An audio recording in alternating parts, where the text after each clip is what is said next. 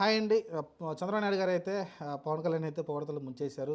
పవన్ కళ్యాణ్ అంటే మంచి మిత్రుడు నా దొరకడం నా అదృష్టం అని అయితే ఆయన అయితే చెప్పుకొచ్చారు చంద్రబాబు నాయుడు గారు అయితే. ఎందుకంటే తెలిసిందే కదా మనకి, ఆయన లాస్ట్ మినిట్‌లో పొత్తులో రావడము, బీజేపీకి రాకపోయినప్పటికీ తన సొంతంగా ప్రకటించడము, ఆ జైలు బయటకొచ్చిన తర్వాత, ఆ తర్వాత మీరు చూసుకుంటే బీజేపీని కూడా తీసుకొచ్చి కూటములుగా ఎన్డీఏ కూటములు భాగస్వామిగా అందరంటే బీజేపీని తీసుకొచ్చారు కాబట్టి ఎన్డీఏ కూటమిలో భాగస్వామి అయిపోయారు.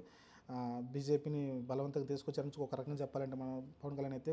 ఆ తర్వాత విజయం సాధించడం, అది కూడా భారీ విజయం సాధించడం, దాని తర్వాత ఇప్పుడు కూటమి గవర్నమెంట్ కూడా ఫామ్ చేయడం చూసాం. దీనంతటికీ కారణం పవన్ కళ్యాణ్ సపోర్ట్‌తోనే అయితే ఆయనైతే భావించారు కాబట్టి ఈరోజైతే ఆ మాట అనడం చూసాం. ఇదంతా కూడా చేసింది కదా P4 ఏదైతే ఉందో, ఆ సందర్భంగా అయితే మాట్లాడడం చూసాం చంద్రబాబు నాయుడు అయితే. P4 సంబంధించి మార్గదర్శకాలు ఎవరైతే మార్గదర్శకులు ఉన్నారో, చెప్పాను కదా, దాతలు ఎవరైతే దాతలు అనకుండా మార్గదర్శకులు అని చెప్తున్నాడు. వాళ్ళైతే వచ్చారు. వాళ్ళు దాదాపు 800 మంది వచ్చారంట. బాగానే వచ్చినట్టే, మరి ఎక్కడ గేదర్ చేశారు కానీ 800 మంది వచ్చారంట. అలానే 10,000 మంది బంగారు కుటుంబాలు వచ్చారంట. వాళ్ళందరికైతే ఆర్థిక సాయం అందిందో లేదో తెలియదు కానీ మనకి క్లారిటీ లేదు. మరి ఇచ్చే ఉంటారు అనుకుంటే ఎంతో కొంత.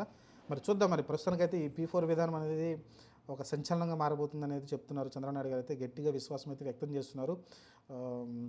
డబ్బున్నోళ్ళు పేదవాళ్ళకి డబ్బులు ఇవ్వడం అనమాట. మరి ఇది ఎంతవరకు సక్సెస్ అవుతుందో చూడాలి. ప్రస్తుతానికైతే హైలైట్ వచ్చేసి పవన్ కళ్యాణ్ని పొగడ్తలతో ముంచేయడం.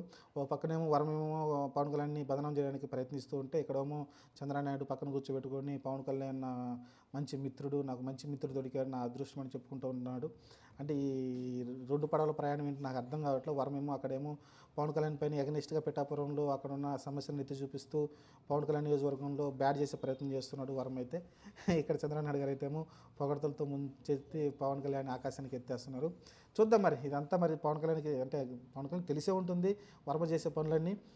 మరి ఏదో ఒక టైంలో చెక్ అయితే పెడతారు వర్మకి. సరే, ప్రస్తుతానికైతే చంద్రబాబు నాయుడు గారు పవన్ కళ్యాణ్ని పొగడ్తలతో ముంచెత్తారు.